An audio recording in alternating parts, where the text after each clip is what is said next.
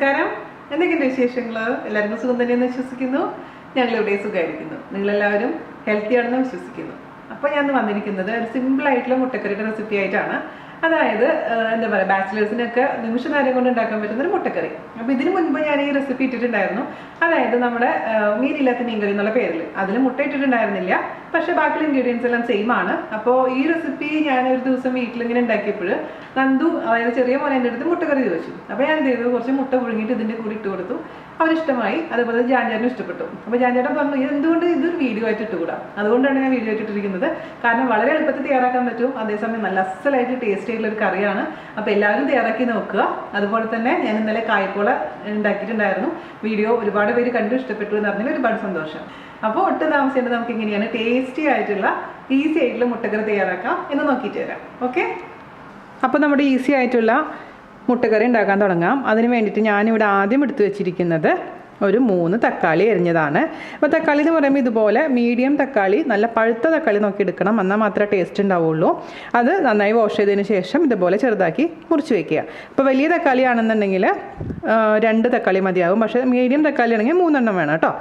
അപ്പോൾ അത്യാവശ്യം ചെറിയൊരു പുളിയുള്ള തക്കാളിയാണ് ഏറ്റവും നല്ലത്. ഒരു കടായി എടുക്കുക. അതിലോട്ട് നമുക്ക് ആദ്യം തന്നെ ഈ തക്കാളി അരിഞ്ഞത് ചേർത്ത് കൊടുക്കാം. ഞാൻ ഓൾറെഡി ഇട്ട വീഡിയോ ആണെന്ന് ഇൻട്രോയിൽ പറഞ്ഞിട്ടുണ്ടായിരുന്നല്ലോ. പക്ഷേ ഇത് മുട്ടയും കൂടെ ചേർക്കുമ്പോൾ സൂപ്പറാണ്. അതിലോട്ട് നമുക്ക് ഒരു പകുതി സവാള നീളത്തിലരിഞ്ഞത്, നൈസാക്കി അരിഞ്ഞത് ചേർത്ത് കൊടുക്കാം. ഇത് വഴറ്റിയിട്ട് ഉണ്ടാക്കാൻ പറ്റും, വഴറ്റാതെ ഉണ്ടാക്കാനും പറ്റും. അപ്പോൾ വഴറ്റിയിട്ടുള്ള വേർഷൻ ഓൾറെഡി ഇട്ടിട്ടുണ്ട്, തക്കാളിക്കറി എന്ന് പറഞ്ഞിട്ട്. ഇത് കുറച്ചും കൂടി ഈസിയാണ്, അതേസമയം ടേസ്റ്റിന് ഒരു കോംപ്രമൈസും ഇല്ല കേട്ടോ. അപ്പോൾ ഇനി നമുക്കതിലോട്ട് ചേർത്ത് കൊടുക്കേണ്ടത് ഒരു ചെറിയ കഷ്ണം ഇഞ്ചി നീളത്തിലരിഞ്ഞത്.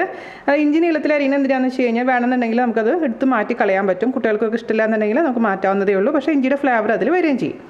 ഓക്കെ, പിന്നെ നമുക്ക് ചേർത്ത് കൊടുക്കേണ്ടത് കുറച്ച് കറിവേപ്പില, അതുപോലെ തന്നെ 2 പച്ചമുളക്. പച്ചമുളകിൻ്റെ എരിവനുസരിച്ച് എണ്ണത്തിൽ മാറ്റം വരുത്തണം. പിന്നെ ഞാൻ അന്ന് വെച്ച വീഡിയോയിൽ പറഞ്ഞ പോലെ തന്നെ ഒരു ചെറിയ കഷ്ണം കുടംപുളി നിർബന്ധമൊന്നുമില്ല. കുടംപുളി ഇട്ടിട്ടുണ്ടെങ്കിൽ കുറച്ചും കൂടി ഒരു ഫ്ലേവർ കൂടും. അതേസമയം നിങ്ങളുടെ അടുത്ത് ഇപ്പോൾ കുടംപുളി ഇല്ലാന്നുണ്ടെങ്കിൽ തക്കാളിയുടെ എണ്ണം കൂട്ടി കൊടുത്താൽ മതിയാവും. അപ്പോൾ തക്കാളി ഒരു 4 മീഡിയം തക്കാളി എടുക്കേണ്ടി വരും കേട്ടോ.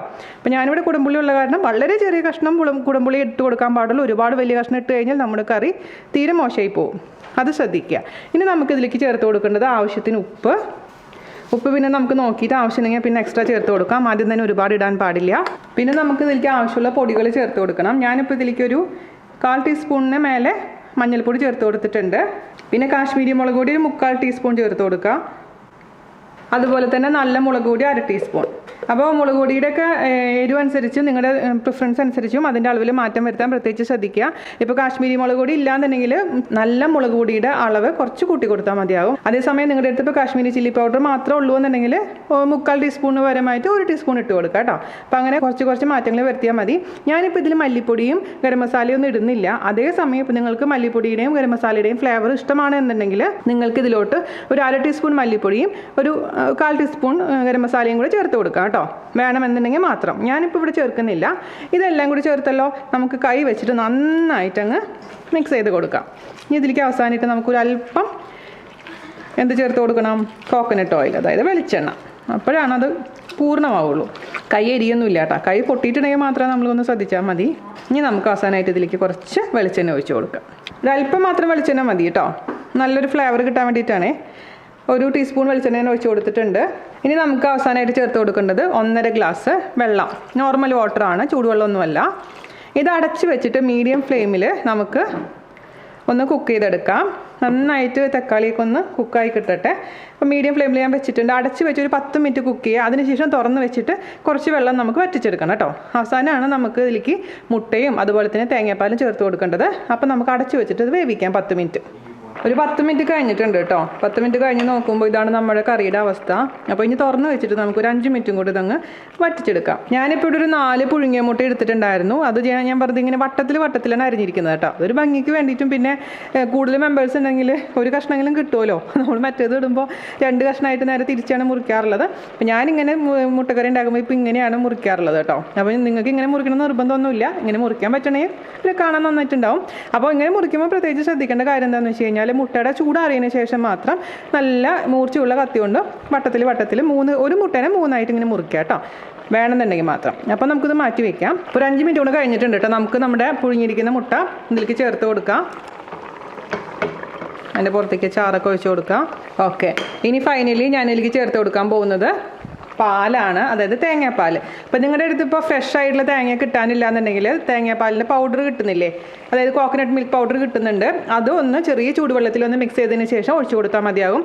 അതല്ലെങ്കിൽ കോക്കനട്ട് മിൽക്ക് ടിന്നിൽ കിട്ടുന്നുണ്ട്, അത് ഒന്ന് ഡൈല്യൂട്ട് ചെയ്തിട്ട് ഒഴിച്ചു കൊടുത്താൽ മതിയാകും കേട്ടോ. ഞാനിപ്പോൾ ഒരു 18 ടേബിൾ സ്പൂൺ ഗ്രേറ്റഡ് കോക്കനട്ടിലോട്ട് 1 ഗ്ലാസ് വെള്ളം ഒഴിച്ചിട്ട് പിഴിഞ്ഞെടുത്ത് വെച്ചിരിക്കുന്ന പാലാണിത്, അത് ഒഴിച്ചു കൊടുക്കുക.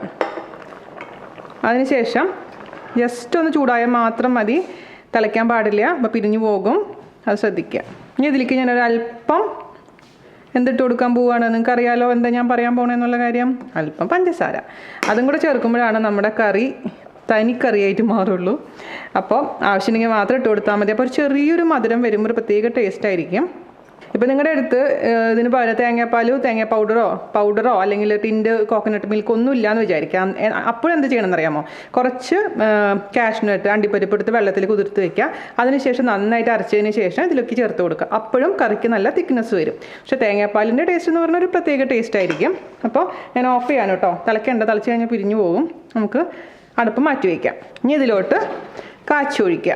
അപ്പോൾ നമുക്കിനി ഉള്ളി കാച്ചാൻ വേണ്ടി കുറച്ച് വെളിച്ചെണ്ണ ഒഴിച്ച് കൊടുത്തിട്ടുണ്ട് ഞാൻ ഇതിലോട്ട്.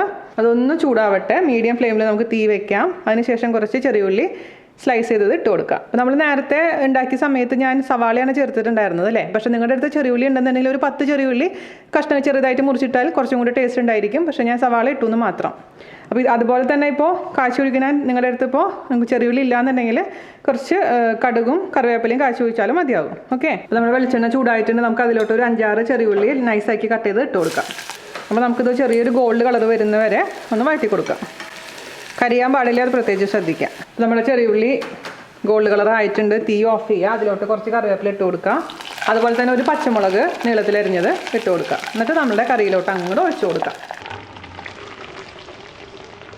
കുറച്ച് ചാറെടുത്തിട്ട് തിരിച്ചൊഴിച്ചു കൊടുക്കുക. എന്നിട്ട് നമുക്കിതൊന്ന് അടച്ച് വയ്ക്കാം. ആ ഫ്ലേവറൊക്കെ നന്നായിട്ട് ഇത് കറിയിലോട്ടൊന്ന് വ്യാപിച്ചോട്ടെ.